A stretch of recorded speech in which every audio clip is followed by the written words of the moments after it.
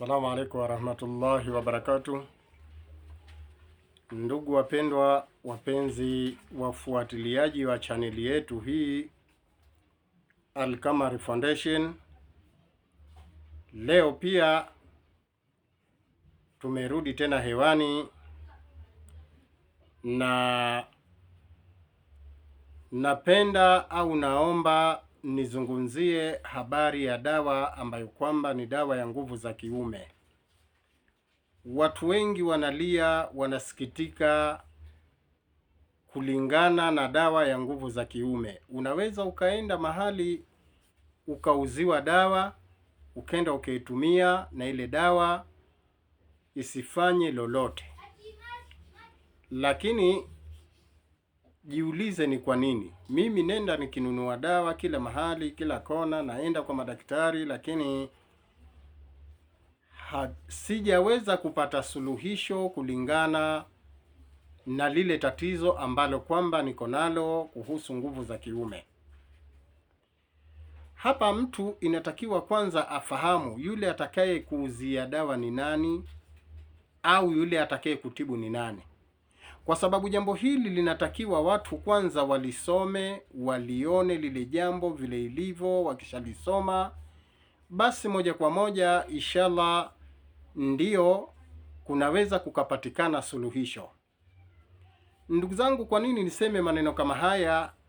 Enda ukansome mwana wa chuoni anaitwa Jalaluddin Abdurrahman Suyuti katika kitabu chake kinachoitwa Ar-Rahmatu fi Tibi wal Hikmat, ukurasa wa 135. Ukenda ukisoma hiki kitabu utapata kuna milango 60 ameiweka pale habari ya nguvu za kiume. Na huyu mtu au huyo shekhe au mwana wa chuoni alikufa miaka 550 iliyopita.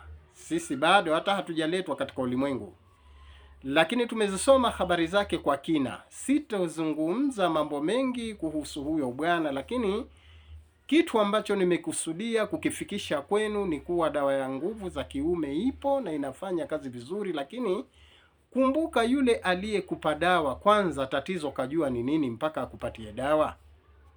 Hili ndilo jambo ambalo ni gumu, jambo zito, watu washindwa kuelewa. Okay, unaweza ukapatiwa dawa lakini ikawa tatizo lako halihusu dawa. Ikiwa mtu amekuuliza maswali, mumekaa chini au umemuelewa kwa umakini katika mazungumzo yake, basi sidhani kama ugonjwa mwingine unahitaji dawa, kwa sababu kwanza tuangalie kabla kuingia kwenye dawa, huyu mwanadamu kaumbwa kivipi, kimaumbile yuko vipi? Kwa sababu mwanadamu kuna hali mbili ambazo ameumbwa nazo. Kuna haru yabisi, yani kuna joto na ukavu ndani ya mwili wake, halafu kuna rutuba, yani kuna ubaridi. Sasa ikiwa mambo haya mojawapo limeondoka joto ukabakia ubaridi, wewe utapata magonjwa. Na utakapopata magonjwa katika mwili wako, jambo la kwanza litakaloathirika, kiungo cha kwanza ni nguvu za kiume zitaondoka. Sasa ukilijua hilo, au joto limeondoka umebakia ubaridi, au baridi ndio umeondoka likabakia joto, basi hapo ujue utaathirika, utapata magonjwa. Na katika yale magonjwa utakayopata, jambo la kwanza narudia tena, kiungo kitakachoathirika ni nguvu za kiume. Lakini basi ikiwa imetokea namna hiyo, hapo hakuhitaji dawa, ni ujuzi tu. Shekhe na kutajia tu vyakula fulani, kula chakula fulani, kula chakula fulani, kula chakula fulani, basi ile hali yako itarekebishika na itarudi hali kama hali ya kawaida, na inshallah utaendelea na lile jambo, utaweza kuliendea kama kawaida ulivyokuwa. Lakini sasa magonjwa hatujasema hakuna. Kuna magonjwa mengi ambayo yanasababisha wewe ukakosa nguvu za kiume. Tukitaja magonjwa kama 2, 3 au 4, kama ikiwa umepatikana na presha, umepatikana na sukari, au umepatikana na ugonjwa wa bawasiri, hilo jambo litakufika. Au umepatikana na hawa viumbe majini au sihiri, umepatikana na matatizo kama hayo, lazima utapatikana na athari kama hiyo ya nguvu za kiume. Lakini pamoja na hayo, turudi tena tuangalie suluhisho itakuwa ni nini. Ikiwa suluhisho itakuwa ni dawa, zipo, na itakuwa hakuna suluhisho ya dawa kulingana na lile tatizo lililokupata, kama tulivyokuambia, utaelekezwa vyakula fulani na suluhisho litapatikana inshallah. Lakini ikiwa umepatikana na magonjwa, ni dawa unataka, tutakupatia, kwa sababu dawa tuko nazo, kila aina ya dawa. Tuko na dawa ambayo haipungui ndani yake, kuna mchanganyiko wa dawa hazipungui 13, 14 mpaka 15, lakini tutataja kwa ufupi sana kwa sababu ya muda.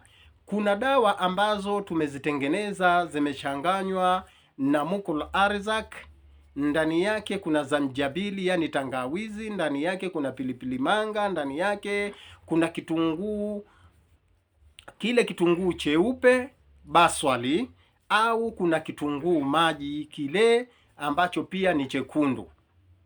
Kuna ubani dhukura, yani ubani mweupe ndani yake pia. Katika hiyo dawa kuna inaitwa anisuni, ndani yake hiyo dawa ipo.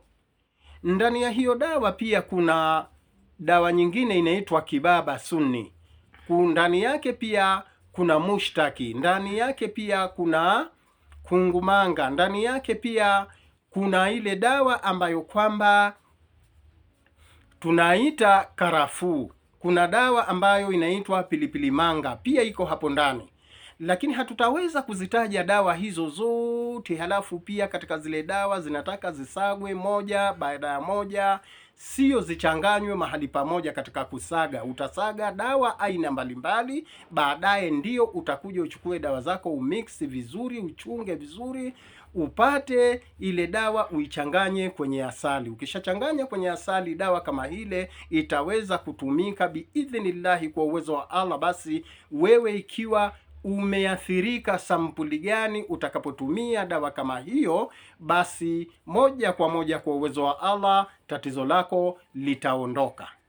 Lakini sasa hapa tunataka tuonyeshe dawa moja ambayo tunaita kiboko mujarrab. Hii hapa dawa tunawaonyesha, dawa iko hapa.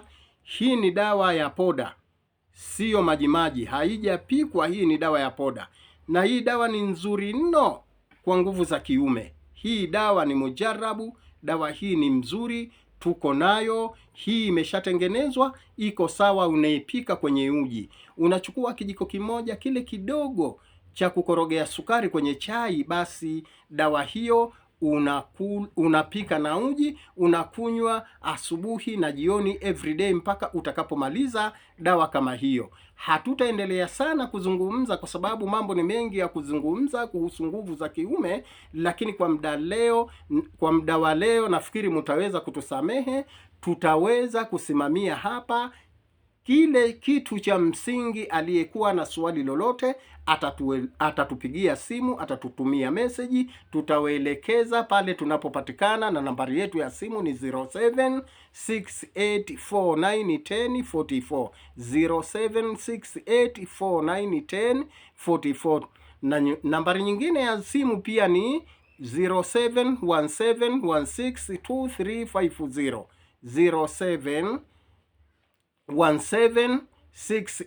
07176849 samahani, pole, nimekosea hapo.